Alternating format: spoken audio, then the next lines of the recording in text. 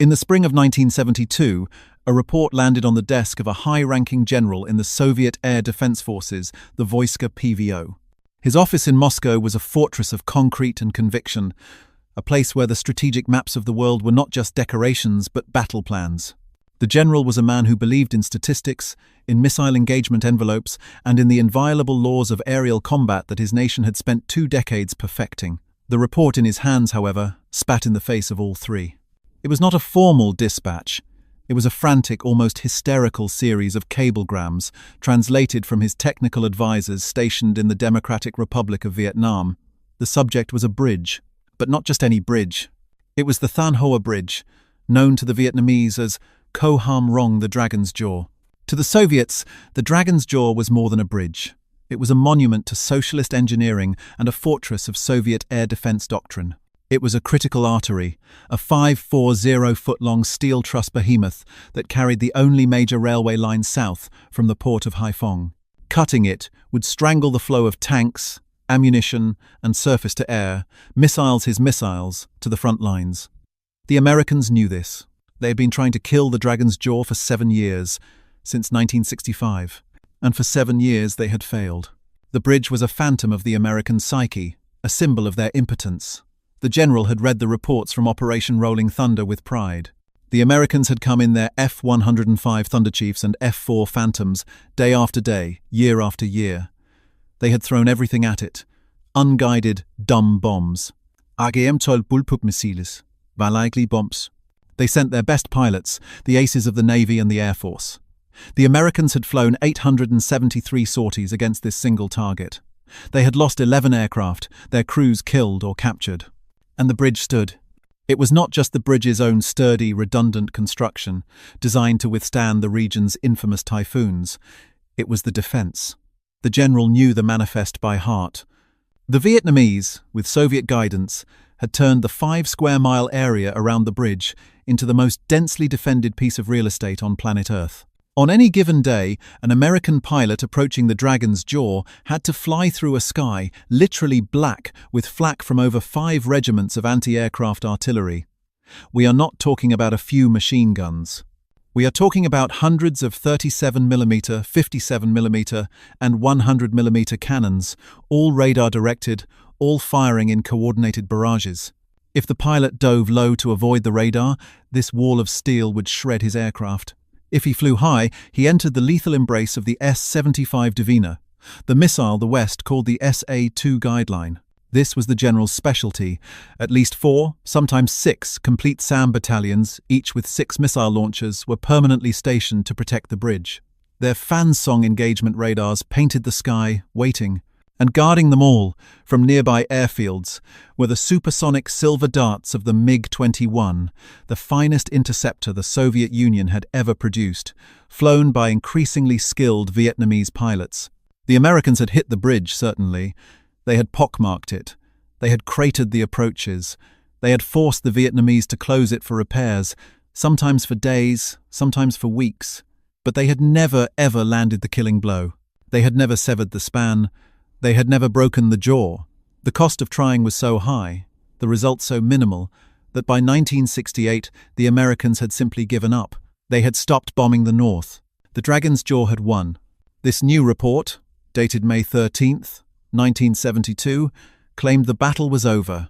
The bridge was gone, not damaged, not crippled, severed. The western span, the report read, had been smashed from its abutment and dropped into the Songma River. The central truss was twisted beyond recognition. The artery was cut. This was, in itself, disturbing. But it was the how that defied all logic. The general read the advisor's words, his knuckles whitening. It was not a swarm of 100 bombers. It was a single flight. 14, perhaps 16, F-4 Phantoms. They did not dive low into the teeth of the flak. The reports were clear. The Phantoms maintained an altitude well above 15,000 feet, far outside the effective range of the smaller cannons and at the very edge of the heavy guns. They did not drop hundreds of bombs, hoping for a lucky hit. The Vietnamese observers, men conditioned by years of massive chaotic air raids, reported something new, something clinical. Something quiet. The American planes, the report said, flew straight and level. They did not jink or weave to avoid the SAMs, and the SAMs were launched. The PVO battalions on the ground had done their duty. They had acquired targets. They had launched their missiles. The sky was filled with the white smoke trails of the V-752nd. But the Phantoms flew on. The missiles, the pride of his service, detonated harmlessly, chasing ghosts. The report stated, with a tone of panicked disbelief, that the American planes seemed to ignore the missiles. And then the bombs were released. But it was not the familiar, terrifying carpet of destruction. There was no wall of iron walking across the landscape. The observers reported seeing small, thin objects falling from the Phantoms, not the massive 500-pound or 2,000-pound behemoths they were used to. These thin objects fell and fell. And as they fell, the observers insisted, they changed direction. This was the sentence the general read 3 times. They changed direction. It was impossible. A bomb is a rock. It follows the laws of gravity and ballistics.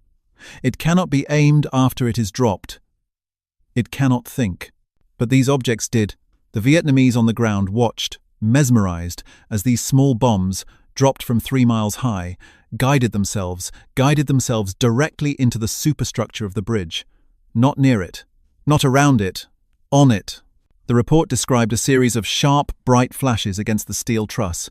1, 2, 3, 4, with the horrifying precision of a surgeon's scalpel, not a butcher's cleaver. The impacts were not massive, earth-shattering explosions. They were focused, concentrated, and absolutely lethal. In a single pass, lasting perhaps 90 seconds, a small flight of Phantoms had done what 873 sorties over 7 years could not. They had broken the Dragon's jaw. The final tally was the most terrifying part. Aircraft lost. 0. SAMs, effective. 0. AAA, effective. 0. Bridge, 100% destroyed. The general put the report down. This was not a battle. This was an execution. The event at Thanh Hoa was not an isolated incident. It was the opening salvo of a nightmare. Within days, the cables from Hanoi became a torrent of strategic collapse. The Paul Duma Bridge in Hanoi, a target even more heavily defended than the Dragon's Jaw, its central span was dropped into the Red River. Gone. The Hai Duong Railway Bridge, a choke point for all supplies from Haiphong, severed. Power plants, factories, rail yards. One by one, the most critical, most heavily defended, most invincible targets in North Vietnam were being surgically, impossibly, and casually erased from the map. And in every case, the story was the same. Small flights of aircraft, high altitude, no losses. The general in Moscow was not a man given to panic. He was a man of systems. He called his section chiefs. He demanded answers. What was this? Was it a new kind of bomb? But no conventional explosive, no matter how large, could guarantee a hit from 20,000 feet on a 50-foot wide target. The circular error probable, the statistical radius where 50% of bombs would fall, was measured in hundreds of feet, not inches. To do what the Americans were doing, they would need to have suspended the laws of physics. Was it a new kind of aircraft? Something that could fly so fast or so high or so invisibly that it rendered his defenses obsolete? No. The reports were clear. These were F-4 Phantoms. Good aircraft, yes, but they were a known quantity. The Soviet MiG-21 was its equal, in many ways its superior. His SAMs had been shooting down Phantoms for almost a decade. This was not the problem. Was it a new kind of pilot? Had the Americans, in their desperation, created a corps of superhuman aces?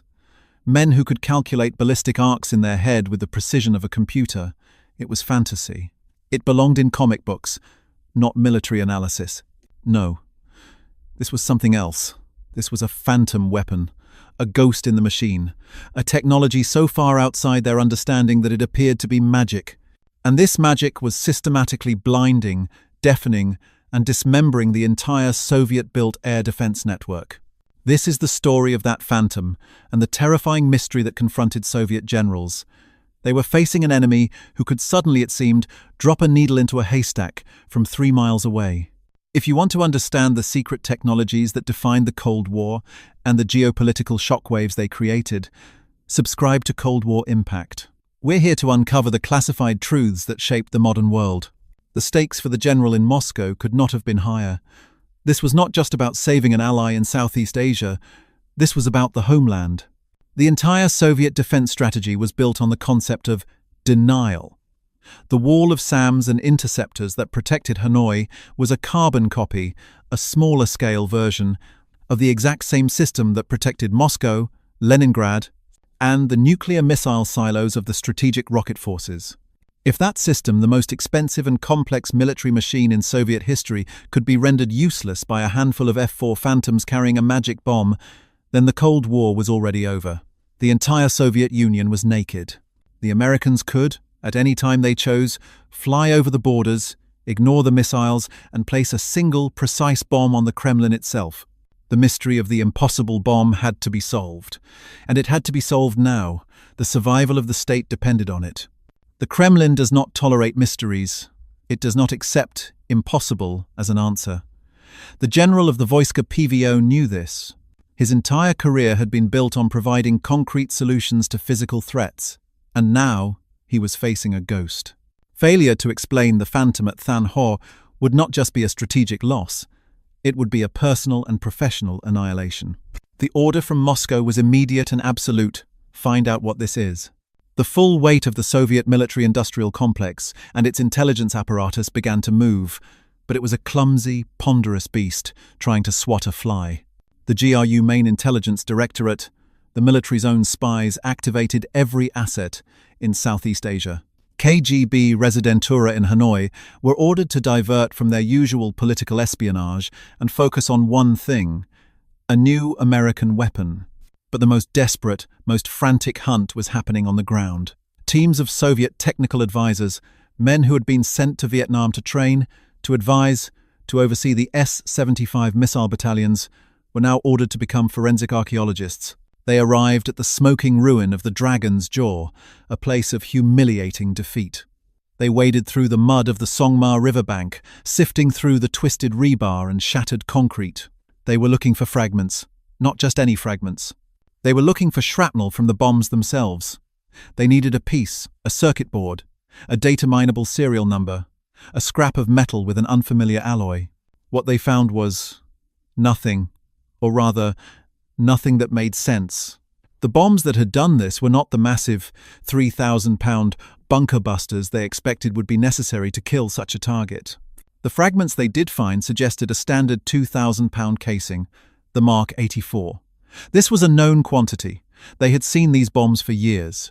They were dumb, a simple iron casing filled with tritonal. This only deepened the confusion. If it was just a normal bomb, how did it hit a 10-foot wide bridge span from 20,000 feet? The statistical probability was 0.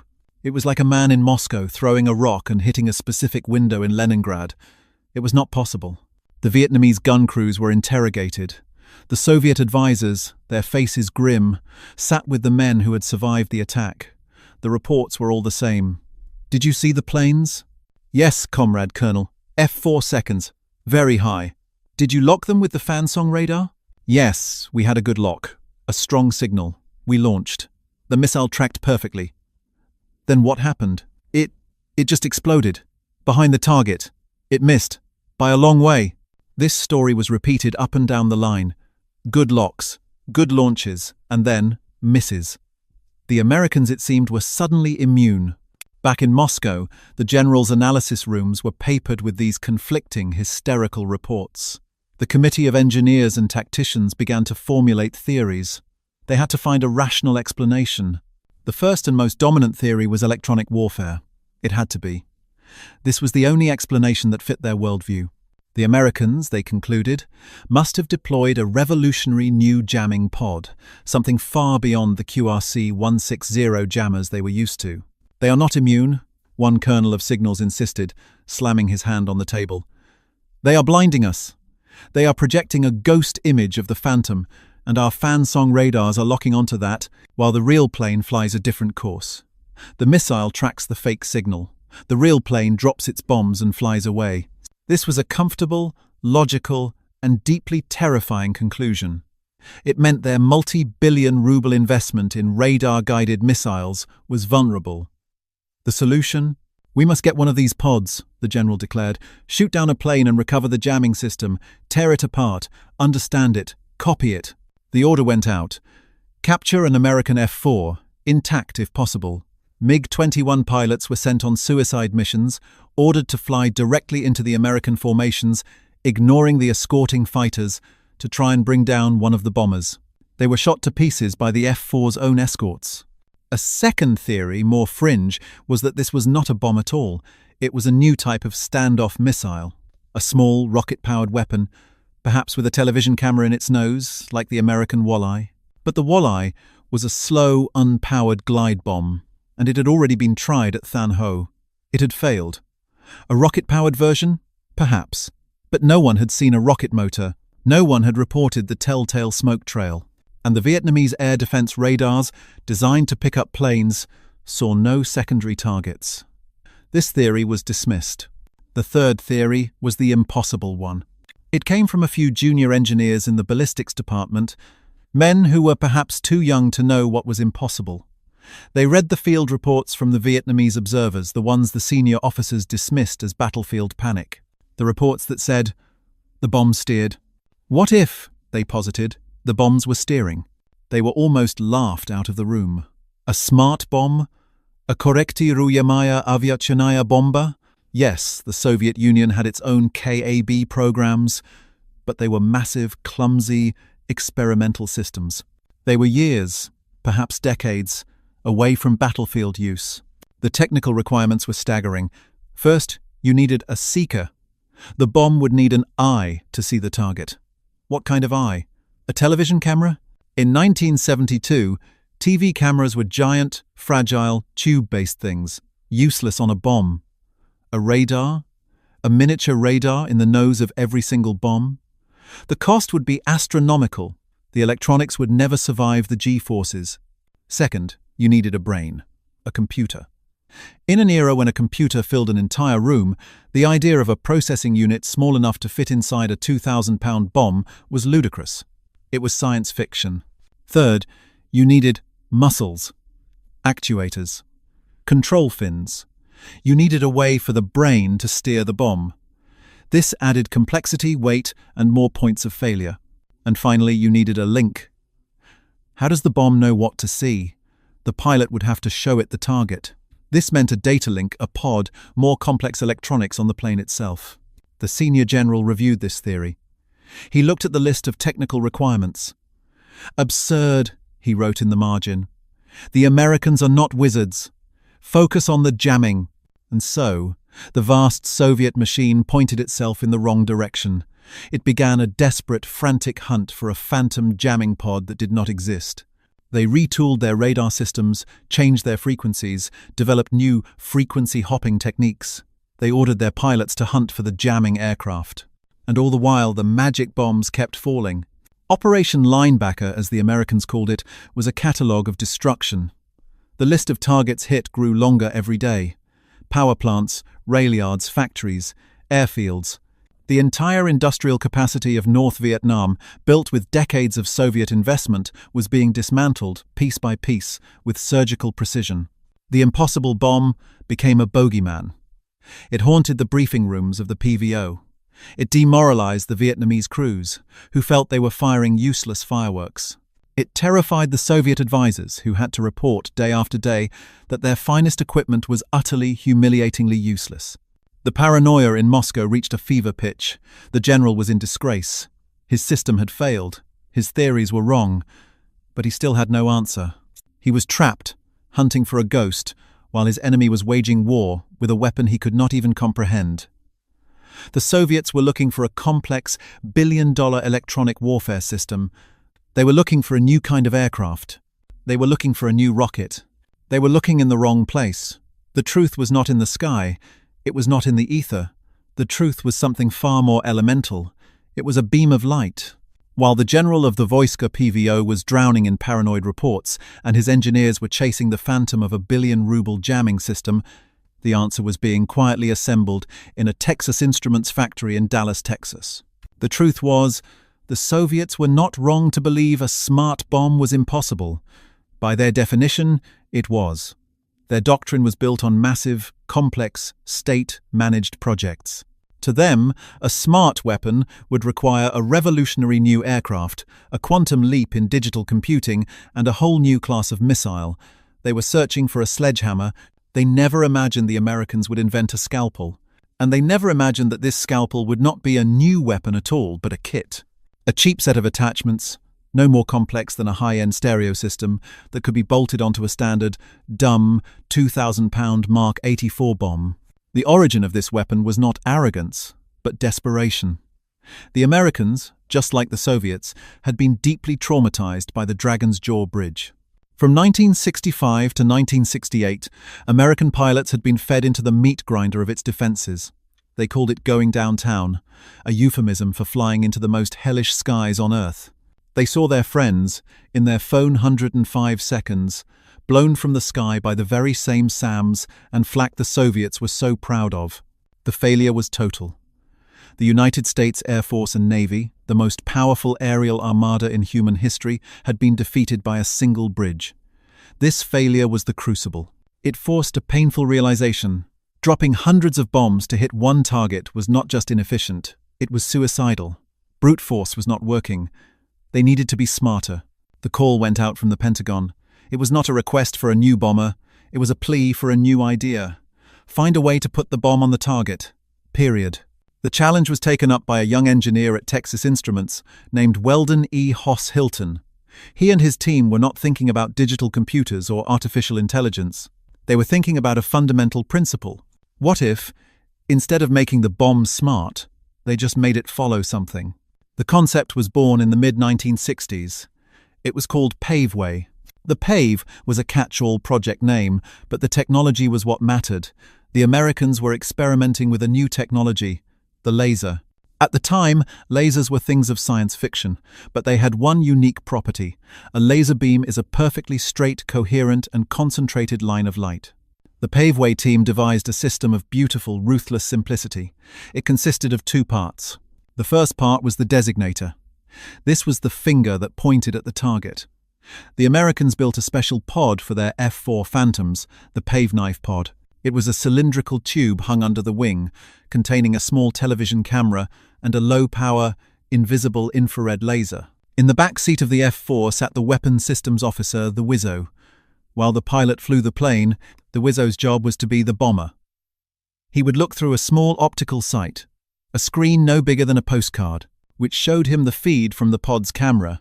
He would find the target, the girder of the Thanhua Bridge, the smokestack of the Hanoi power plant. He would place a set of crosshairs over it and squeeze a trigger. This action did not fire a missile. It activated the laser. A beam of light, totally invisible to the naked eye, shot out from the pod and painted a tiny, brilliant spot on that bridge girder. To any Vietnamese soldier on the ground, nothing had changed. The sky was empty, save for a high-altitude F-4. The second part was the bomb itself. This was the genius. The Americans took a standard, plentiful, 2,000-pound Mark 84 bomb. They unscrewed its normal dumb nose cone and screwed on a new seeker head. This seeker was not a complex TV camera. It was not a radar. It was, in essence, a photocell, a simple electronic sensor designed to see only one thing: the precise coded frequency of the laser light being painted by the Pave Knife pod. To this eye, the entire jungle, the river, the sky, the clouds, it was all pitch black. The only thing it could see in the entire universe was the brilliant, beautiful sparkle of the laser on the target. Then they bolted a set of 4 steerable fins onto the back of the bomb. These fins were connected to a simple analog guidance unit, not a digital computer. This guidance unit had one, and only one, command programmed into its circuits. Keep the bright spot in the center of the eye. That was it. That was the entire impossible system. The Soviets were searching for a supercomputer. The Americans had used a simple analog circuit. The Soviets were searching for a revolutionary new seeker. The Americans had used a photocell. The Soviets were searching for a complex data link. The Americans had used a beam of light. It was a philosophical victory. The Soviet system, built on imitation and massive top-down directives, was hunting for a complex, heavy, and expensive solution. The American system, built on innovation and decentralized problem-solving, had created an elegant, cheap, and terrifyingly effective one. The Paveway 1, as the kit was known, was a revolution. It took a weapon with a circular error probable (CEP) of 400 feet and shrank it to less than 20 feet. In practice, it was even better. Pilots reported being able to hit a specific window of a building. By 1972, after years of refinement, the Paveway system was no longer an experiment. It was a production-ready weapon. The Pave Knife pod was mounted on the F-4 Phantom. The bomb bays were loaded with laser-guided Mark 84 seconds. When President Nixon, furious at the North Vietnamese Easter offensive, ordered the resumption of bombing in May 1972, the new operation was not called Rolling Thunder 2. It was called Operation Linebacker. The gloves were off.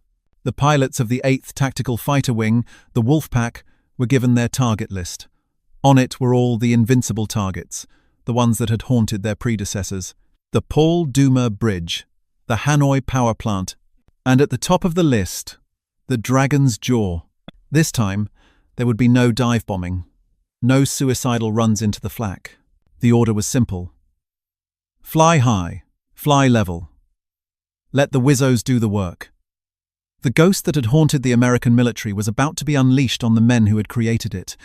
On May 13th, 1972, the sky above the Thanh Hoa province was a deep, cloudless, unforgiving blue. It was the kind of weather North Vietnamese air defense crews had come to dread. In the back seat of an F-4D Phantom, call sign Wolf 01, a 24-year-old weapons systems officer named Mike sat hunched over his sight. His world was a 5-inch green and black screen. His pilot, flying high and fast, kept the aircraft straight and level at 18,000 feet, an altitude that would have been suicidal just a few years prior. But today, it was the safe zone. They were well above the 10,000-foot ceiling of the densest flak, and at this altitude, they had precious seconds to react to the white smoke trails of any S-75 seconds. Wolf Flight, check in, the flight lead's voice crackled. 2, 3, 4. 14 other Phantoms were in the air with them, a mix of bombers carrying the Paveway kits and escorts laden with air-to-air missiles, ready for the MiGs. Target in view, the pilot said, his voice flat. Mike looked up from his scope, out the canopy. There it was, the Dragon's Jaw. Even from 3.5 miles up, it was unmistakable, a long grey steel scar across the green tapestry of the Song Ma River. It was a legend, a pilot killer. Men he knew had been shot down trying to hit it. He felt his heart thumping against his G-suit. I have the target, Mike said, his voice instantly becoming professional. He gripped his hand, controller, and slewed the Pave Knife pod's camera. The bridge leaped into view on his screen, magnified, stark. Okay, I have the west span. He centered the crosshairs on the massive concrete and steel abutment where the bridge met the riverbank. This was the critical joint. Break this, and the whole span would collapse. Laser on, he called. He squeezed the trigger. He saw nothing. The pilot saw nothing. But in the invisible infrared spectrum, a coded beam of light, no wider than a dinner plate, was now sparkling on that concrete abutment. Wolf 01! In hot, bombs gone, the pilot called, as the aircraft gave a heavy upward shudder. 2,000-pound Mark 84 seconds, now designated GBU 10 seconds, fell away from the wings. For the first 2 seconds, they were just dumb bombs, arcing away on a predictable ballistic path. Then the seeker heads in their noses, powered by small thermal batteries, went live. They scanned the world, and they saw. Not the river, not the jungle, not the hundreds of muzzle flashes from the AAA batteries that had now, in a panic, opened up on them. They saw only the sparkle. Instantly, the fins on the bomb's tails snapped into action, steering the 2,000-pound behemoths. To any observer on the ground, it would have looked like magic. The bombs, which should have fallen long, suddenly pitched down, correcting their own flight, flying at the bridge. Wolf 03 bombs gone. Wolf 04 bombs gone. The sky was now full of missiles. SAM launch! 2 o'clock low! The pilot yelled, breaking the F-4 into a hard, gut-crushing turn. But it didn't matter. The bombs were on their own. They were autonomous. They were hunting. Mike, looking back over his shoulder at the chaos, watched his handiwork. He saw the first bomb. It flew, perfectly, for 30 seconds. It did not hit the river. It did not hit the bank. It struck the exact spot he had painted with his laser. A bright, sharp flash of orange and white, so precise it looked fake. A second later, the second bomb hit the same spot. Then the bombs from Wolf 03 and 04. One after another, in a relentless, surgical and terrifyingly intelligent cascade, the paveways slammed into the bridge's western span. The giant steel truss which had withstood 873 sorties, which had been the grave of 11 American aircraft, which was the symbol of Soviet-backed invincibility, literally jumped from its foundation. It twisted in mid-air, a grotesque metal serpent, and then collapsed, entire, into the Songma River. "Holy shit," Mike whispered. "Target destroyed. Wolf flight. Egress." They flew home. Not a single aircraft was scratched. The shock moment in Moscow did not come from a single cablegram. It came from the avalanche of them. The fall of the Dragon's Jaw was not an anomaly. It was the opening chord of a symphony of destruction. The Paul Doumer Bridge, the Hanoi power plant, the Yen Bien railway yards, the Cao Nung chemical plant. One by one, every invincible target in North Vietnam was crossed off a list. The general of the Vojska PVO was a man in a waking nightmare. His frantic hunt for the American jamming pod had yielded nothing. His demands for wreckage had produced only fragments of normal bombs. And his desk was now covered in the most terrifying of all reports, a statistical summary. Operation Rolling Thunder, 1,965 to 1,968, 870, 3 sorties against the Than Hoa Bridge, 11 aircraft lost, bridge damaged. Operation Linebacker, May 1,972, 15 sorties against the Than Hoa Bridge. 0 aircraft lost. Bridge destroyed. The data was undeniable. The GRU, its spies and analysts finally piecing together fragments of intelligence, delivered the killer shock report. The conclusion was so humiliating, so infuriating, that the general at first refused to believe it. The Americans had not deployed a billion-dollar jamming system. They had not invented a new type of aircraft. They had not used a secret missile. They had, the report concluded, simply bolted a laser seeker onto an old, dumb bomb. The general was apoplectic. This was not a weapon. It was an insult. A kit, a cheap, mass-produced set of fins, and a photocell. The entire Soviet air defense network, a complex, multi-billion ruble shield built to fight World War III, had been defeated by a piece of plumbing. The shock was not just technological, it was philosophical. The Soviet system was built to produce, through massive state effort, the perfect weapon, the fastest interceptor, the highest flying missile. The Americans, it seemed, had simply made the bomb perfect, and done it on the cheap. The impossible weapon wasn't a product of a massive, top-down state bureau, it was the product of a handful of engineers in Texas. This was the realization that froze the blood in the general's veins. This was a war of ideas, and they were losing. His futile, desperate response came in a series of scathing, panicked orders to Hanoi. The hunt for the jammer was called off. The new reality was accepted. "It is a laser," his directive stated. "A beam of light. Therefore, we must block the light." The Vietnamese were ordered to engage in countermeasures that bordered on the medieval. "Generate smoke!" Crews at the remaining bridges and power plants began burning anything they could. Tires, oil, wet straw to create thick, black pools of smoke, hoping to cloud the target and prevent the F-4 Wizzo from ever seeing it. Use camouflage. They were ordered to paint the tops of bridges, to cover them in foliage, to do anything to break up the visual outline.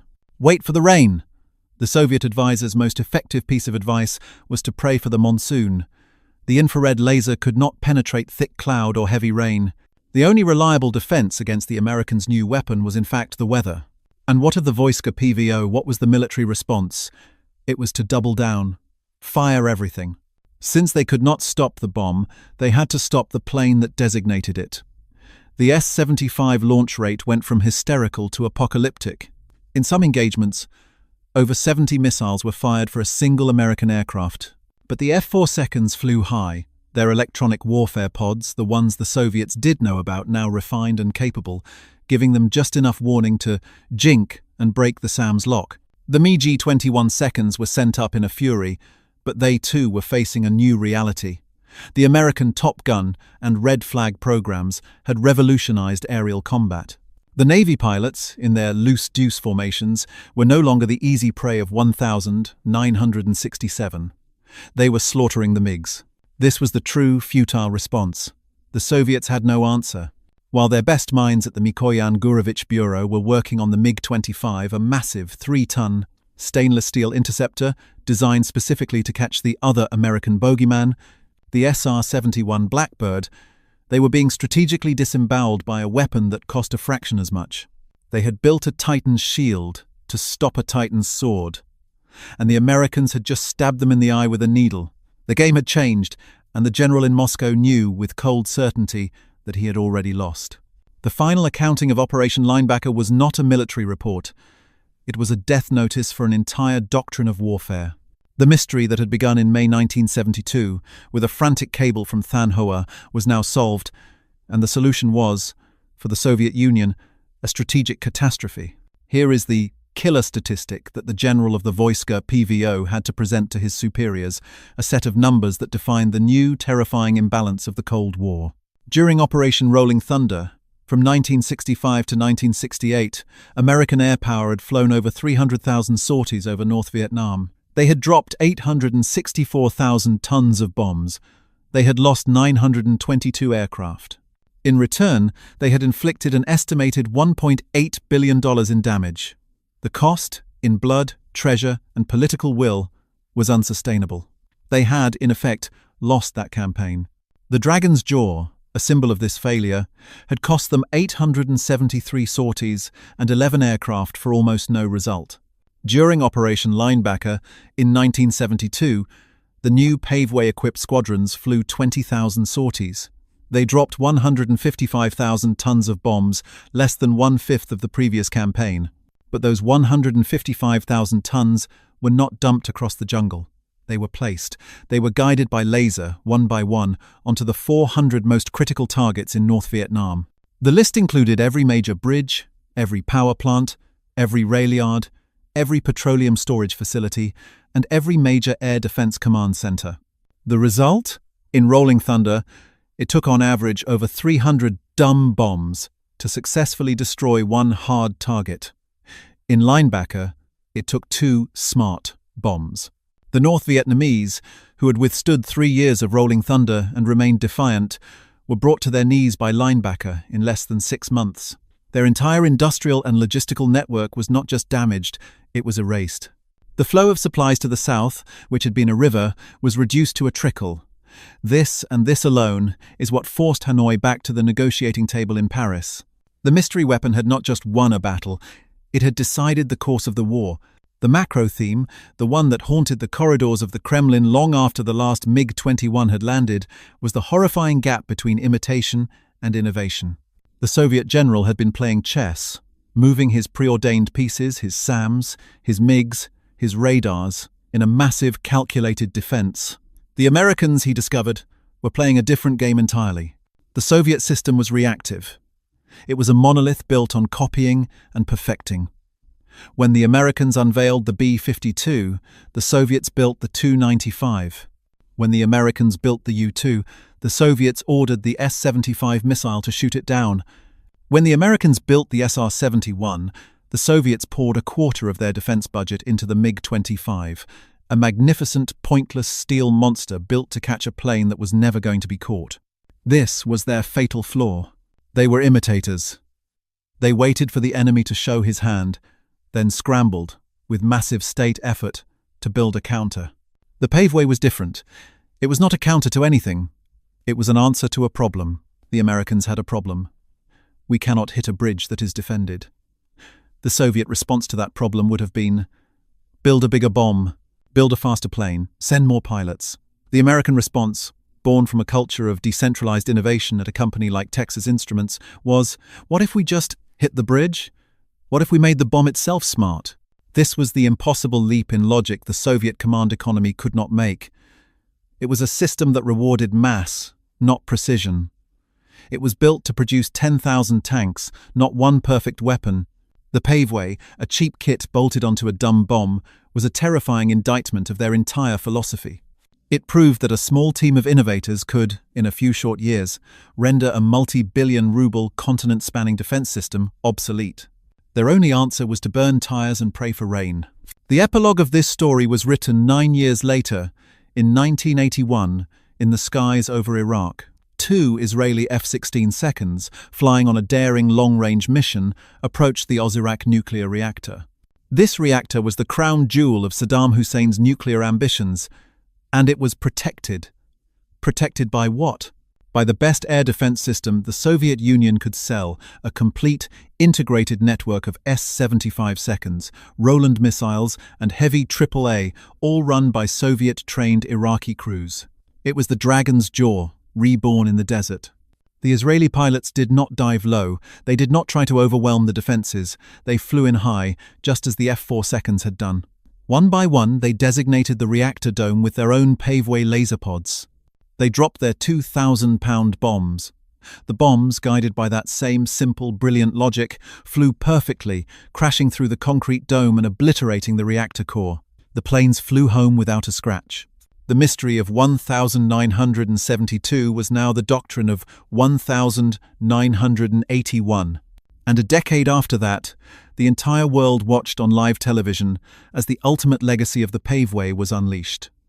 Operation Desert Storm. The first video game war. The world watched, mesmerized, as bombs dropped from 417 seconds and F-15s flew down ventilation shafts in Baghdad.